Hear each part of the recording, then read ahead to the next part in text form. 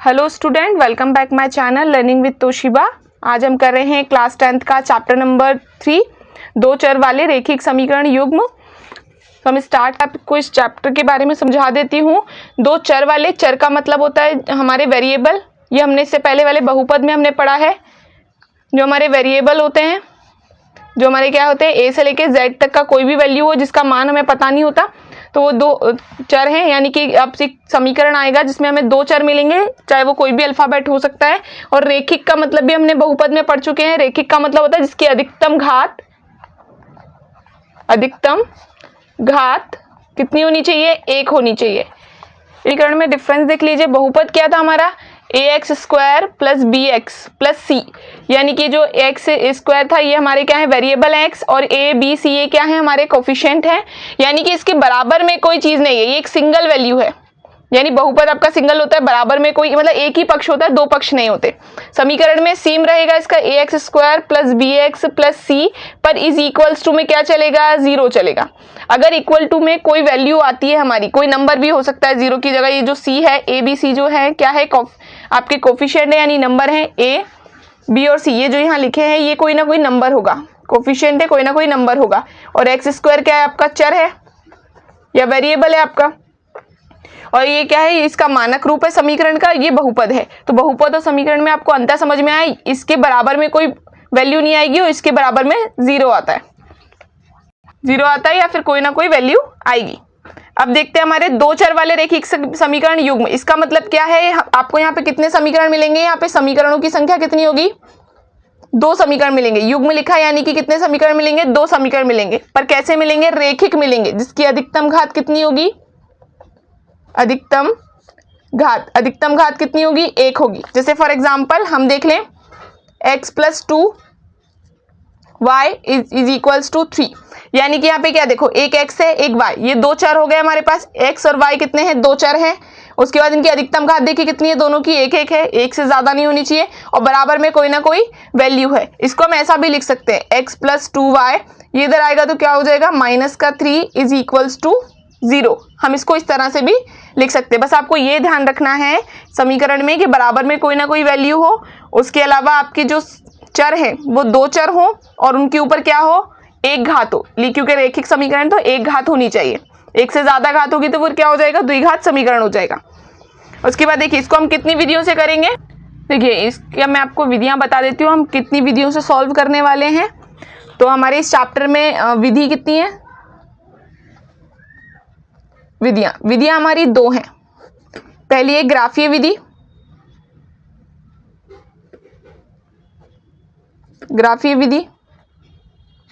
और दूसरी क्या है हमारी, बीज गणितीय विधि। उसके बाद यहाँ पे देखिए, एक तो हमारा ग्राफीय विधि से होगा और एक होगा बीजगणित। बीजगणित का मतलब क्या होता है, इसमें प्लस माइनस ये से संक्रिया हम इस्तेमाल करेंगे। इसमें भी 3 तरह की विधियां हम यूज करेंगे। जो मोस्ट इंपॉर्टेंट है, यहां से क्वेश्चन आता है। पहली आपकी प्रतिस्थापन विधि, सब्स्टिट्यूट मेथड। उसके बाद है विलोपन विधि,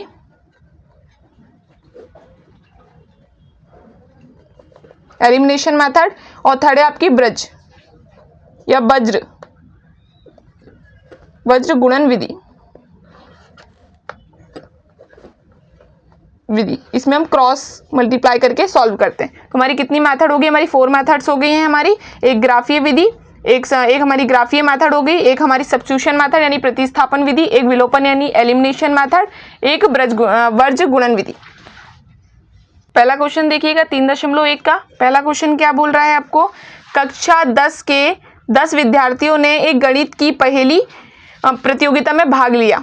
यदि लड़कियों की संख्या लड़कों की संख्या से 4 अधिक हो तो प्रतियोगिता में भाग लिए लड़कों और लड़कियों की संख्या ज्ञात कीजिए। चलिए इसे सॉल्व करते हैं। सबसे पहले देखिए आपने क्या है, अब लड़कों और लड़कियों की संख्या हम मान लें, तो हम पहले लड़कों की संख्या मानते हैं। यहाँ पे माना, फर्स्ट क्वेश्चन है ये, माना लड़कों की संख्या बराबर कितनी मान लें, x मान लें। और ऐसे ही आपने माना लड़कियों की संख्या बराबर y। अब आपने क्या किया, अब इसके प्रश्न अनुसार आप क्वेश्चन बनाए। टोटल विद्यार्थी कितने थे, 10 थे। तो हम पहला समीकरण हमारा क्या बन सकता है, x plus y is equals to 10, यानी कि इन दोनों लड़के और लड़कियों की संख्या मिला के टोटल स्टूडेंट कितने भाग लिया था, तो 10 स्टूडेंट्स ने भाग लिया। तो ये हमारा हो गया समीकरण नंबर 1। दूसरा क्या बोल रहे हैं, दूसरी एक लाइन उसने बोली थी क्वेश्चन ने, दूसरी लाइन क्या है आपकी कि लड़कियों की संख्या लड़कों की संख्या से 4 अधिक हो।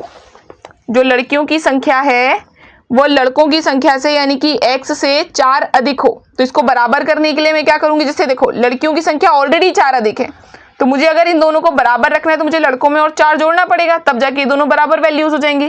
तो इक्वेशन नंबर कितनी हो गई, 2 हो गई। और इसको हम किससे करते हैं, ग्राफीय विधि से करते हैं। समीकरण नंबर 1 में ग्राफीय विधि से देखिए, समीकरण नंबर क्या 1 क्या है, x plus y is equals to 10। तो ग्राफीय विधि में हम क्या रख लें, एक बार x को 0 रखें। आपको याद हो 9th में आपने ब्रैकेट्स बना के किए हैं। तो यहाँ पे x बराबर अगर मैं 0 रखूं तो y बराबर भी क्या आ जाएगा, यहाँ पे अगर 0 हुआ तो ये देखिए 0 plus y is equals to 10, तो y इज इक्वल्स टू 10। तो हमारे पास एक बिंदु क्या बन गया है, यहाँ पे बिंदु हमारा बन गया, अगर x 0 है तो y 10 होगा। पहली वैल्यू x होती है, दूसरी वैल्यू y होती है। उसके बाद नेक्स्ट देखिए, नेक्स्ट क्या है, अगर मैं y इज इक्वल्स टू 0 रख दूं एक बार, तो ऐसा नहीं कि आप यही रखेंगे, आप कुछ भी रख सकते हैं वैल्यूज यहाँ पे, पर 0 और 1 क्या होता है, थोड़ा जल्दी से आंसर हमें इजी पड़ता है। बाकी आप ना यहाँ पे x और y की वैल्यू अपने मन से आप कुछ भी ले सकते हैं। तो अगर मैं y बराबर 0 इसमें रखूंगी तो ये क्या हो जाएगा, x प्लस वाई की प्लेस पे 0 हो गया यहाँ पे, इज इक्वल्स टू 10। तो x इज इक्वल्स टू कितना हो जाएगा, 10।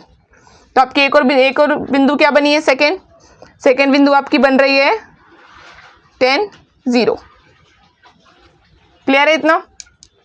उसके बाद यहाँ पे देखिए आप सेकेंड इक्वेशन,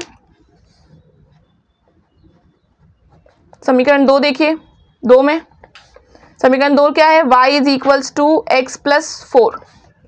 तो मैं यहाँ पे x इज इक्वल्स टू अगर मैं 0 रखूंगी तो यहाँ रखिए y is equals to 0 plus 4। तो y इज इक्वल्स टू क्या हो जाएगा, 4 हो जाएगा। तो आपकी बिंदु क्या बनेगी, यहाँ से बनेगी बिंदु x 0 और y 4। नेक्स्ट है आपका y इक्वल टू 0 रख लें एक बार, y इज इक्वल्स टू 0 पर, तो ये हो जाएगा 0 is equals to x plus 4। तो x is equals to minus 4। तो आपका नेक्स्ट बिंदु यहाँ पे क्या बनेगा, यहाँ आपका बिंदु बनेगा x का वैल्यू -4 और 0। तो आपको कितने बिंदु मिल गए, आपको यहाँ पे 4 बिंदु मिल गए हैं, 1 2 3 4। और इनसे हम ग्राफ बनाए। यहाँ पे ग्राफ देखिए आप, ये आपका कौन सा अक्ष है, ये आपका y अक्ष है।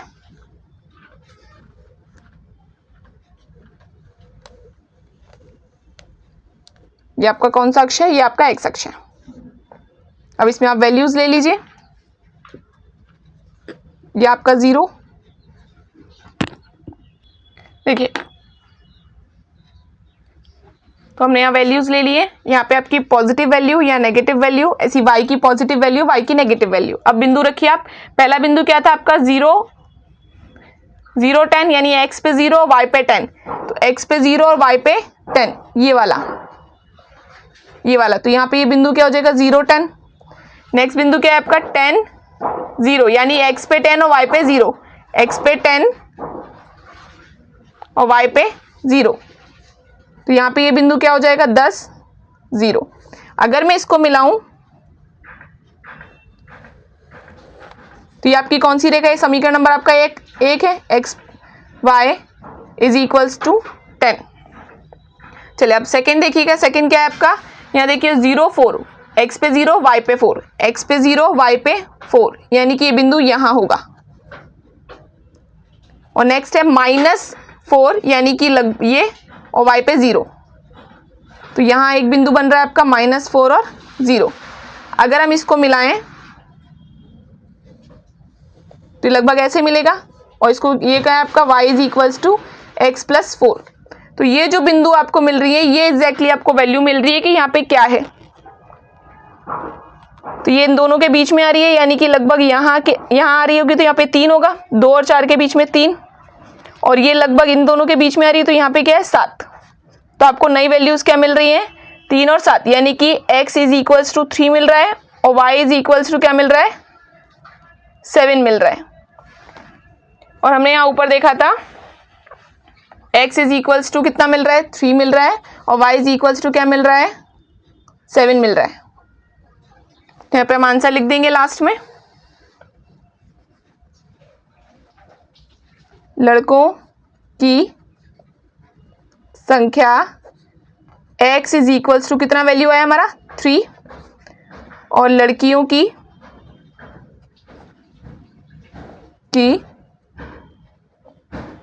संख्या y इज इक्वल्स टू कितना आया हमारा 7। ये हमारा आंसर है। Thank you for watching. Like करें, शेयर करें, सब्सक्राइब करें।